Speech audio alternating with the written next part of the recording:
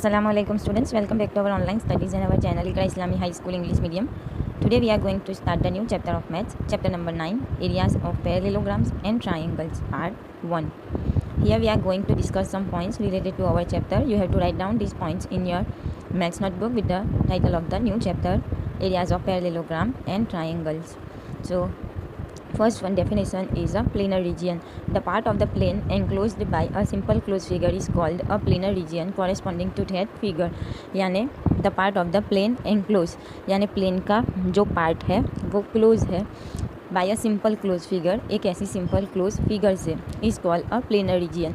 तो वो जो प्लेन एंक्लोज है वो एरिया को हम बोलेंगे planar region corresponding to that figure, वो फिगर से कॉरेस्पॉन्डिंग. सपोज़ यहाँ पर ये प्लेन को मैं नाम दे दूँ अल्फ़ा और इसके अंदर ये फिगर है ट्राइंगल ABC. तो ट्राइंगल ABC प्लेन अल्फ़ा के अंदर है तो अल्फ़ा को हम बोलेंगे planar region. Area of a closed figure, the magnitude of measure of the planar region corresponding to the closed figure is called its area. The magnitude or the measure is always expressed with the help of positive real numbers in some units. यानी कोई भी close figure के through cover किया गया जो portion है उसे हम बोलेंगे प्लेनर रीजियन है, उसे हम उसका एरिया बोलेंगे. Suppose here we have the triangle ABC. अब ABC ट्राइंगल क्लोज फिगर है, उसके जो अंदर का इनर पोर्शन है रीजियन है उसे हम बोलेंगे एरिया ऑफ ट्राइंगल ABC, जिसे हम जनरली पॉजिटिव रियल नंबर से बताते हैं. सपोज़ हम ऐसे बोलें कि 25, तो 25 सेंटीमीटर स्क्वायर या स्क्वायर सेंटीमीटर. तो ऐसे जनरली हम साथ में यूनिट यूज़ करते हैं centimetre square metre square area के लिए. Now area of congruent figures. If two figures A and B are congruent they must have equal area. यानी अगर कोई दो फिगर है A and B, अगर वो कॉन्ग्रुएंट है, congruent it means exact equal. Suppose मैं ऐसे बोलूँ कि I have a triangle PQR and I have a triangle XYZ. यानी अब अगर ये दोनों ट्राइंगल कॉन्ग्रुएंट है, कॉन्ग्रुएंट इट मीन्स सपोज इसकी QR साइड है इसकी YZ साइड से इक्वल है, PR साइड है वो XZ साइड से इक्वल है और PQ साइड है वो XY साइड से इक्वल है. यानी टोटली दोनों ट्राइंगल कॉन्ग्रुएंट है, एग्जैक्ट इक्वल है और उनके जो ऑल ऑफ 3 एंगल्स है वो भी इक्वल है. जितना Q है उतना Y, जितना R है उतना Z और जितना P है इतना X. तो ऐसी फिगर को कॉन्ग्रुएंट फिगर बोलेंगे. अब फिगर्स कॉन्ग्रुएंट है तो उनका एरिया भी सेम होगा. However the converse of this statement is not true. Converse यानी अगर दो फिगर ऐसी है कि जिनका एरिया सेम है तो हम उसे कॉन्ग्रुएंट फिगर बोले, ऐसा पॉसिबल नहीं है. In other words two figure having equal area need not to be congruent. तो यहाँ पर वही लिखा है कि अगर दो फिगर ऐसी है कि जिनका एरिया इक्वल है, नीड नॉट टू बी ज़रूरी नहीं है कि वो कॉन्ग्रुएंट है. Now symbol for the area of a figure. Area of figure A is denoted by area of figure A symbolically. यानी अगर अब हम बार बार सपोज़ कोई फिगर है और उससे रिलेटेड हमें उसका एरिया लिखना है, सपोज़ हम ट्राइंगल ABC और वो बोले तो हम इस तरीके से एवरी टाइम पूरा लिखने जाएंगे तो वो काफ़ी लेंदी हो जाता है. एरिया ऑफ ट्राइंगल का चलो हम सिंबल ले लेते हैं ABC. तो ऐसा लिखने से बेटर शॉर्ट में हम सिम्बॉलिकली उसको ऐसे लिखेंगे एरिया ऑफ ट्राइंगल का सिंबल भी नहीं बताना, ABC लिख देंगे, इट मीन्स वो ट्राइंगल है. तो स्मॉल लेटर में आपको AR लिखना है और ब्रैकेट में हम लिख देंगे ABC. तो इसको रीड कैसे करना है, एरिया ऑफ ट्राइंगल ABC. यहाँ पर कोई फिगर A की बात करिए कि यहाँ पर ये कोई स्क्वायर है, उसको मैंने फिगर नाम दे दिया A, तो इसीलिए यहाँ पर सिम्बॉलिकली लिखा है area of figure A. Okay. Now the properties of area of figure. कोई भी फिगर है उसकी जो एरिया होता है उसकी प्रॉपर्टीज़ क्या होती है. तो यहाँ पर नंबर 1 है, if A and B are congruent figures then area of A is equal to area of B.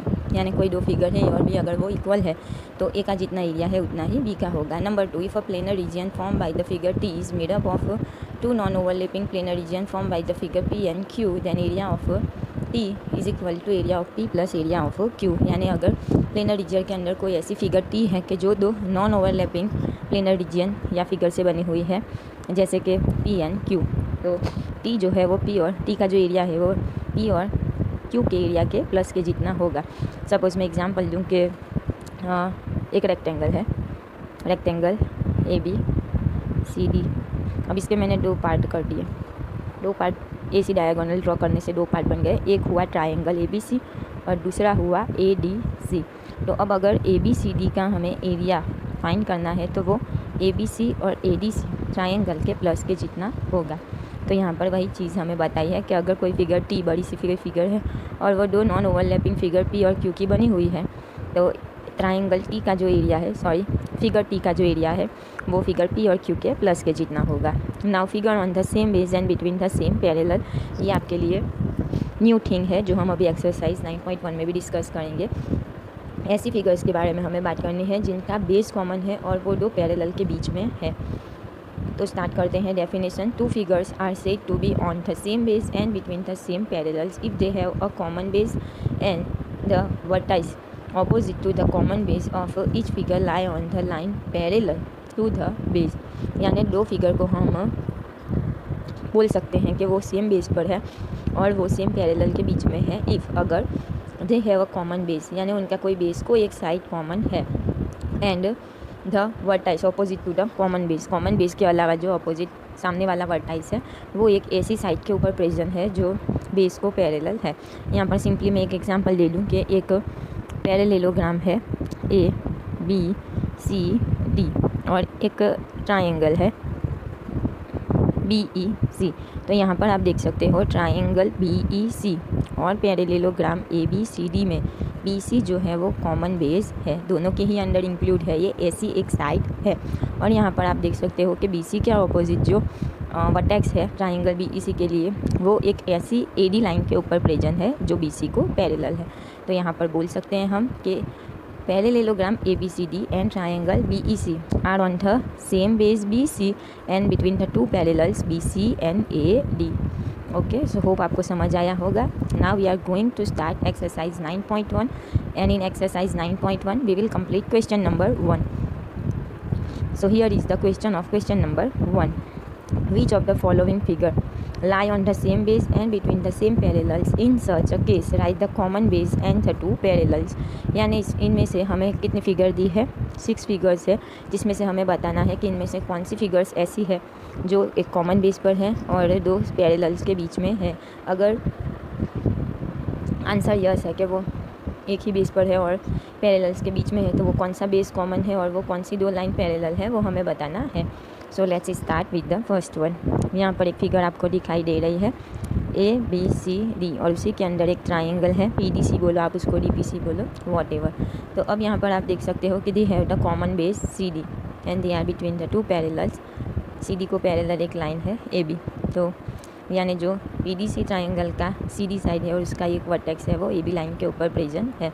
तो आंसर यहाँ पर हम देखते हैं in the figure 1 trapezium A B C D and P D C lie on the same base and between the same parallels. तो उनका same base है और वो सेम पैरेलल्स के बीच में है। Here D C is the common base and D C and A B are the two parallel lines. Okay, number 2।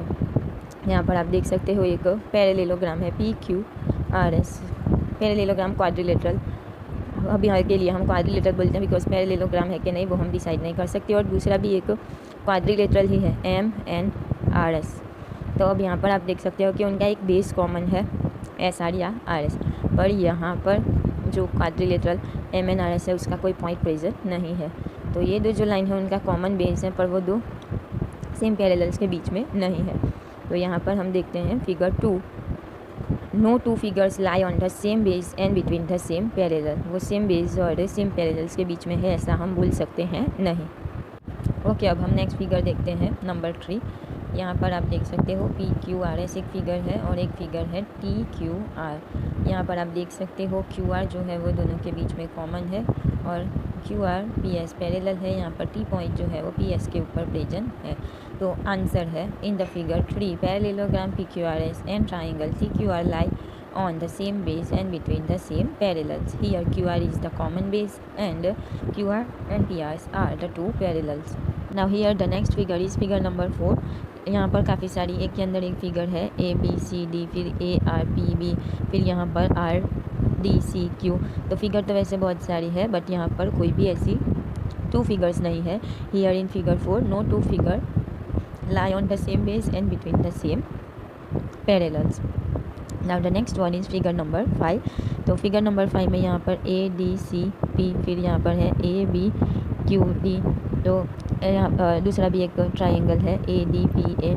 तो फिगर इसमें भी काफ़ी सारी बन रही है। अब हम आंसर देखते हैं कि क्या है। पैरेललोग्राम थर्ड नहीं 5 in figure 5 parallelogram ABCD and APQD as well as trapezium ABQD and APCD all the 4 figure lie on the same base. तो यहाँ पर सेम बेस कौन सा है AD and between the two parallel कौन से है AD एंड BQ।